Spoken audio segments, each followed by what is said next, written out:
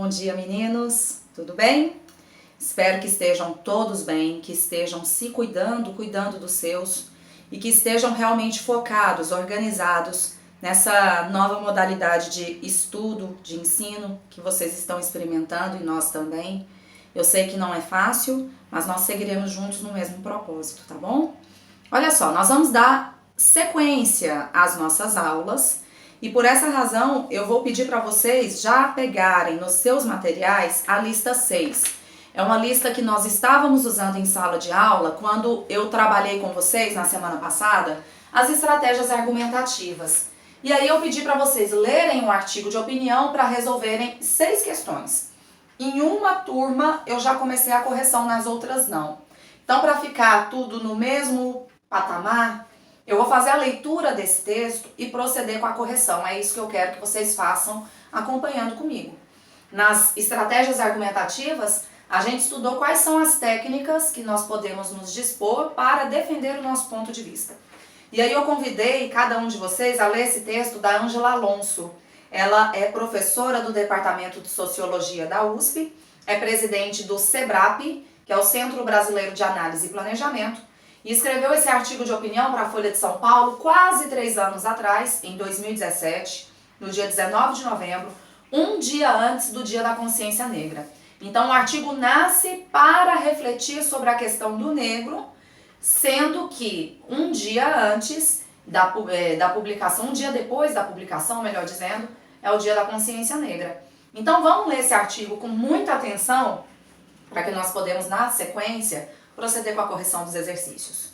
O texto é: Deslize de William Vac mostra o lado do escravismo que persiste até hoje.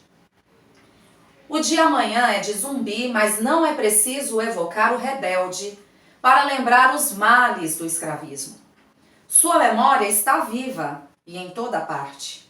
A escravidão permanecerá por muito tempo, como a característica nacional do Brasil, escreveu Joaquim Nabuco em Minha Formação, pouco mais de uma década depois da Lei Áurea. Era 1900. E ele deve ter aventado que, para muito tempo, um século servia. Não serviu. São 129 anos desde a abolição e o escravismo continua irradiando seus efeitos. A escravidão estruturou o modo de vida brasileiro para muito além da economia.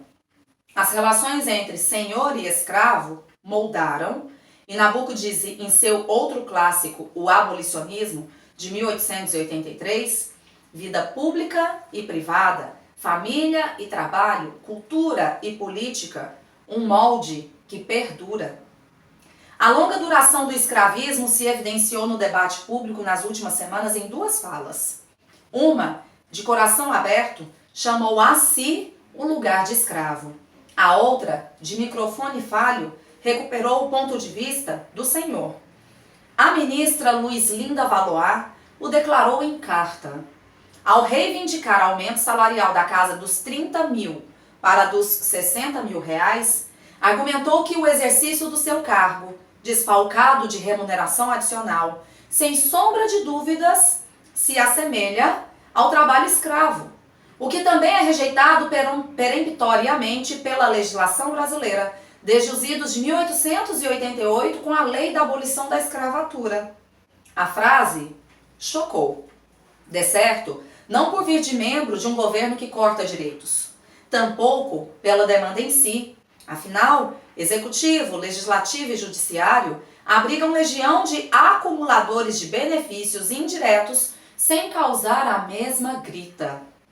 O que estarreceu foi ver a ministra dos Direitos Humanos, coletivos por excelência, invocá-los, não em favor de coletividades que deles carecem, mas em benefício próprio.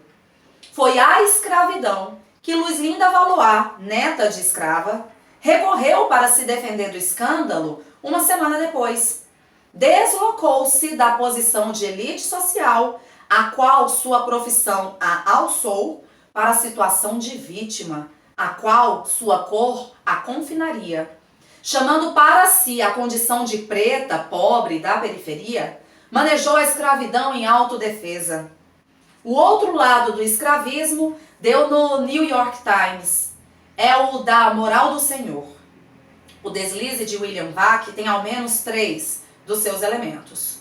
Um deles é a associação de inferioridade a uma cor da pele, coisa de preto. Outro, no momento em que xinga quem buzina, é a exibição ostensiva da violência típica do escravismo, que desqualifica o outro, que o rebaixa e estigmatiza. Um sadismo bem captado no filme Django Livre, do Quentin Tarantino. O terceiro é o tom senhorial de desdém e cumplicidade, com que Vac fala ao interlocutor, uma arrogância típica de um grupo social que se sente naturalmente superior e no direito inconteste ao mando. O experimentado jornalista não falou para as câmeras, segredou no bastidor, ou como se dizia nos tempos da escravidão, a sorrelfa. E essa diferença tem todo sentido. Na cena aberta, a maioria da elite social brasileira brada pela modernização, mas às portas fechadas exala, cada vez mais e com mais vigor, ódio surdo aos excessos do politicamente correto, que a impede de explicitar o que de fato pensa sobre aqueles pretos que já não moram mais nas senzalas. Poucos se solidarizaram com o jornalista, mas muitos concordaram com uma linha de defesa, a da frase infeliz, como se ela não delatasse um sentimento profundo. Inferem que é algo a se pôr de lado em nome de problemas mais sérios, os da economia. Este foi o argumento típico do escravismo brasileiro. Razões econômicas obrigavam a prosseguir com a escravidão. A própria economia mostra o quão vivo segue o escravismo. Recente pesquisa CA de Diese atesta que são raros os negros como Luiz Linda Valois e Joaquim Barbosa, exitosos na ascensão social pela via da carreira de Estado.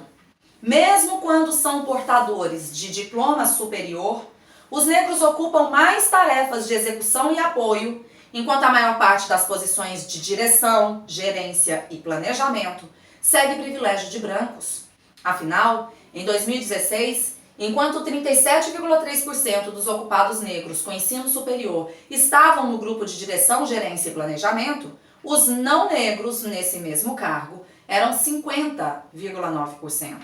Já os negros, nos grupos que desenvolviam tarefas de execução, 34,9% e apoio, 24%, estavam em maior proporção que os não negros, 29,3% e 16,4%, respectivamente. A usual panaceia nacional, que vem desde os tempos do Império, de que o acesso à educação por si só corrigiria a hierarquia racial, desconsidera essa longa duração do escravismo tanto nas crenças quanto nas práticas. A igualdade humana, e a atitude de Vac o ilustra, não é convicção moral que oriente muitos dos que ocupam postos de comando no Brasil. Dessa forma sutil, mas efetiva, a escravidão segue viva entre nós. Então vamos lá, meninos, para as questões do texto, e aí eu aponto a vocês a questão número 1. Para formular sua tese, a dona do texto, a articulista Ângela Alonso, cita o Joaquim Nabuco. Qual é a ideia expressa por Joaquim Nabuco e como ela ajuda a definir a tese que a articulista quer defender em seu texto? Tese, você sabe que está na introdução. É aquela ideia central que o autor do texto quer defender ao longo do seu artigo de opinião. No caso, a autora, a Ângela Alonso. Para formular a tese dela, ela cita uma fala do Joaquim Nabuco. E a fala dele, que está no livro Minha Formação, é a de que a escravidão permanecerá por muito tempo como a característica nacional do Brasil. O Joaquim Nabuco disse isso em 1900, 12 anos depois da abolição da escravatura. E ele fala que a escravidão continuaria no Brasil durante muito tempo, mesmo após a escravidão ter sido abolida, em 1888. Ele diz isso em 1900. Por que a Ângela Alonso pega a fala de Nabuco, dita 12 anos depois da abolição da escravatura, em 1900, para abrir o texto dela e formular a tese? Porque ela escreve o texto em 2017, ou seja, 117 anos depois da fala do Joaquim Nabuco, para concordar com o que ele disse e reafirmar que o que ele disse vale para os dias de hoje. Joaquim Nabuco não só estava certo de que a escravidão permaneceria como a característica nacional do Brasil, como ela reitera que até hoje a marca do Brasil é advinda dos traços da escravidão, porque ela quer defender a tese de que a escravidão, o escravismo, seguem vivos entre nós, segregando brancos de negros e fazendo com que estes, os negros, sigam aviltados, prejudicados, maltratados, tratados com desdém, com preconceito, num fosso que separa quem tem poder, que não é o negro, daqueles que não têm poder, o negro. Ok? Vamos lá para a questão número 2.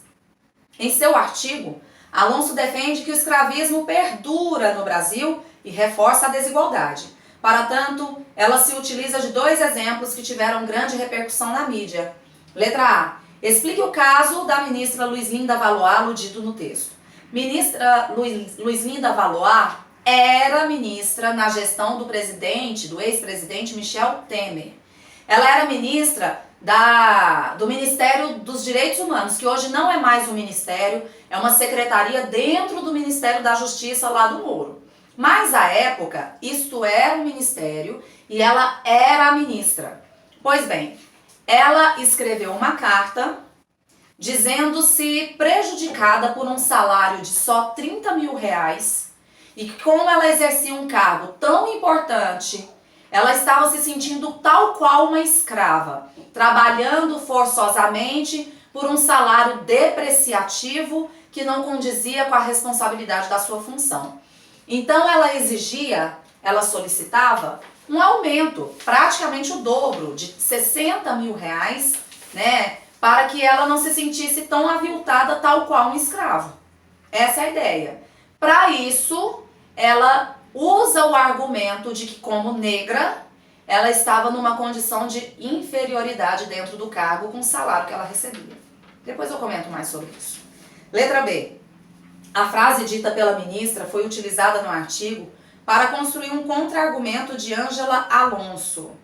Como esse contra-argumento reforça sua opinião de que o escravismo perdura no Brasil e atende aos interesses da elite de poder. A Ângela Alonso fala que a frase da ministra chocou. E chocou porque a ministra usou uma desculpa estapafúrdia para pensar em interesses unicamente pessoais. Como ministra dos Direitos Humanos, ela estava agindo em causa própria. Falar que um salário de 30 mil reais é aviltante choca o Brasil, porque a grande maioria dos negros desse país ganham sequer um salário mínimo. Então é um absurdo que ela defenda, em nome dos tais direitos humanos, um aumento salarial que a beneficia tão somente, exclusivamente, a si própria. Então a Ângela Alonso desconstrói o argumento da Luizlinda Valois, mostrando que isso é altamente incoerente, absurdo, equivocado. E mostrando que no Brasil, a causa da escravidão só é colocada em pauta quando ela atende a interesses da elite de poder. Então, se convém à elite de poder, a gente discute a questão da escravidão. Se não convém à elite de poder, todas as consequências da escravidão, a desigualdade, o massacre do negro, são varridos para debaixo do tapete. O que mostra que a gente é um povo hipócrita, que sempre legisla em causa própria. Ok? Vamos em frente, meninos. Número 3.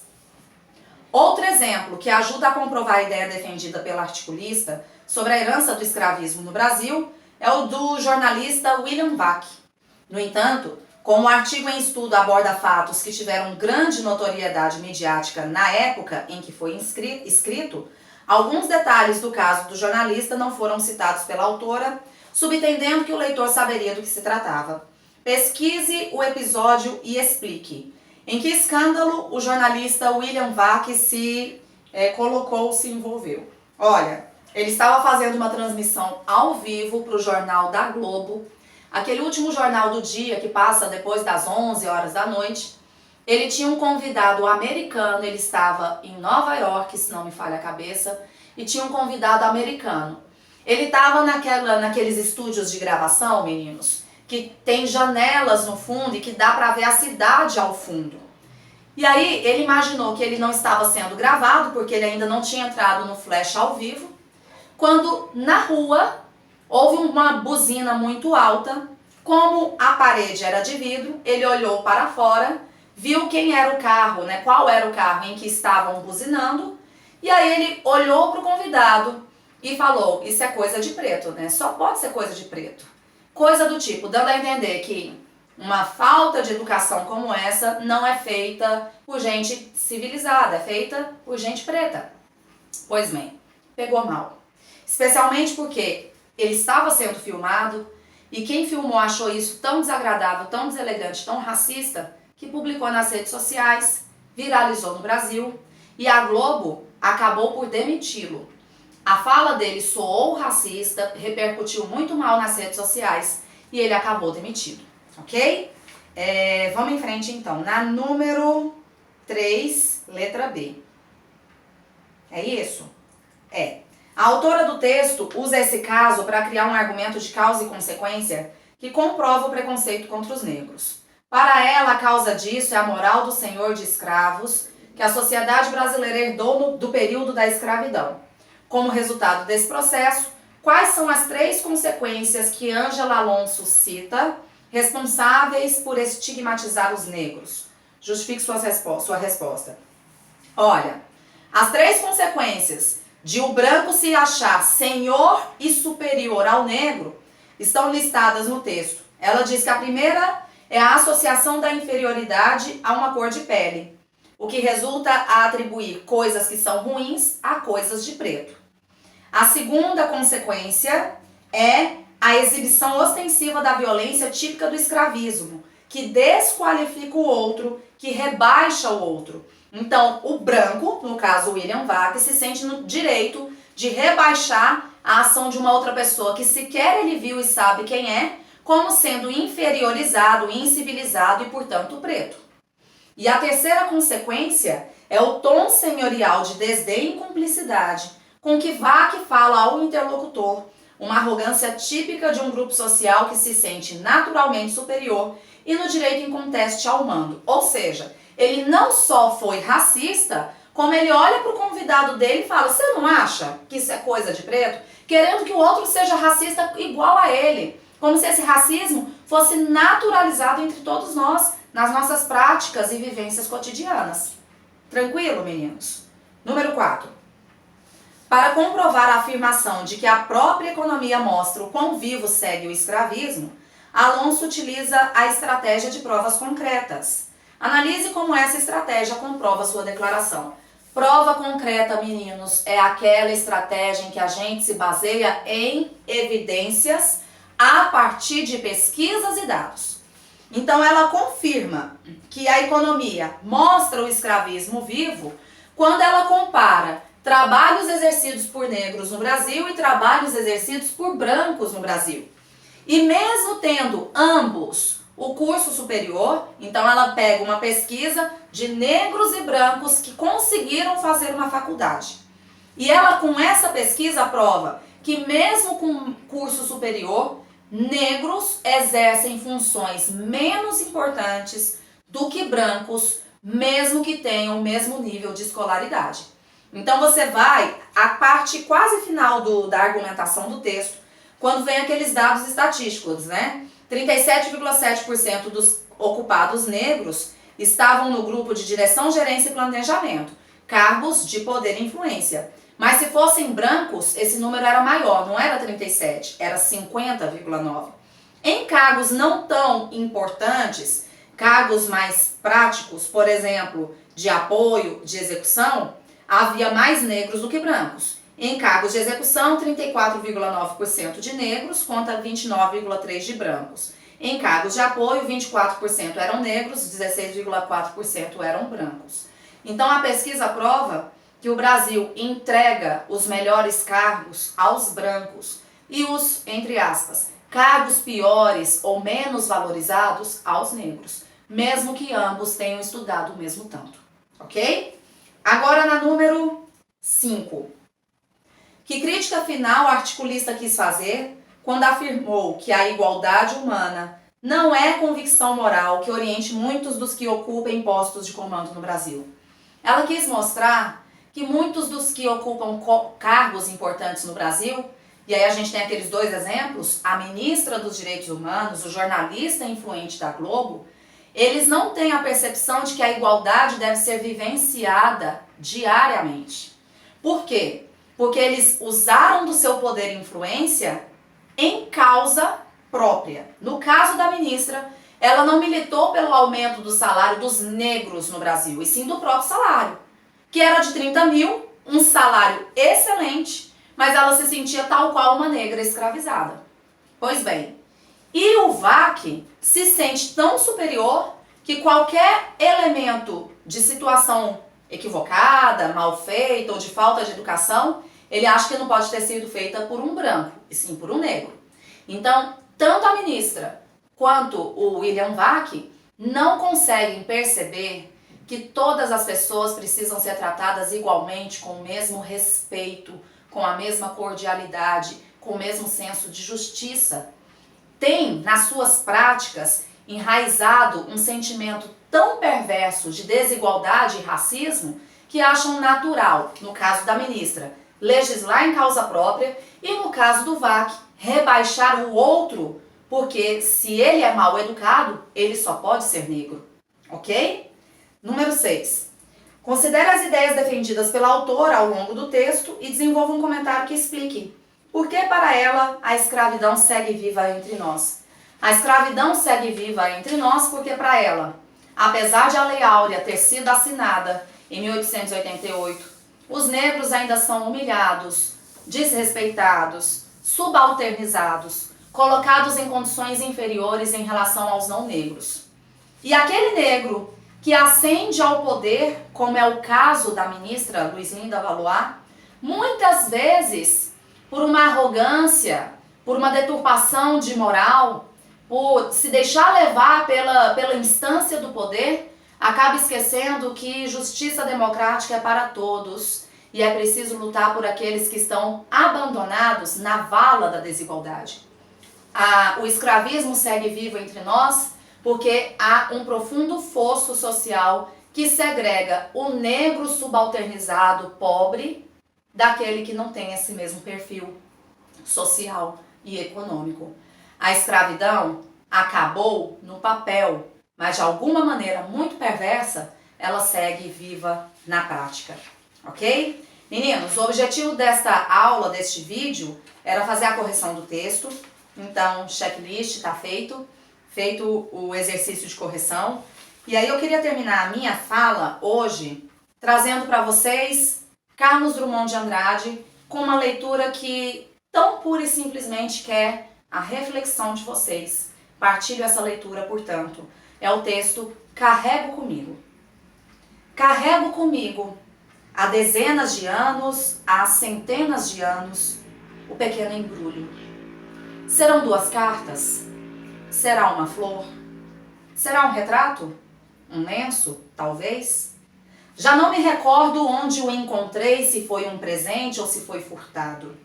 Se os anjos desceram, trazendo-o nas mãos, se boiava no rio, se pairava no ar.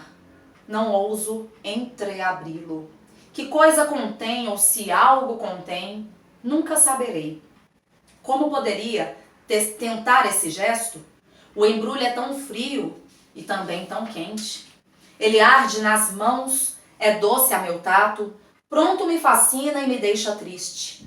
Guardar um segredo em si e consigo, não querer sabê-lo ou querer demais. Guardar um segredo de seus próprios olhos, por baixo do sono, atrás da lembrança. A boca experiente saúda os amigos, mão aperta mão, peito se dilata. Vem do mar o apelo, vem das coisas gritos. O mundo te chama, Carlos, não respondes? Quero responder. A rua infinita vai além do mar, quero caminhar, mas o embrulho pesa. Vem a tentação de jogá-lo ao fundo da primeira vala, ou talvez queimá-lo. Cinzas se dispersam e não fica sombra sequer, nem remorso. Ai, fardo sutil, que antes me carrega do que és carregado, para onde me levas?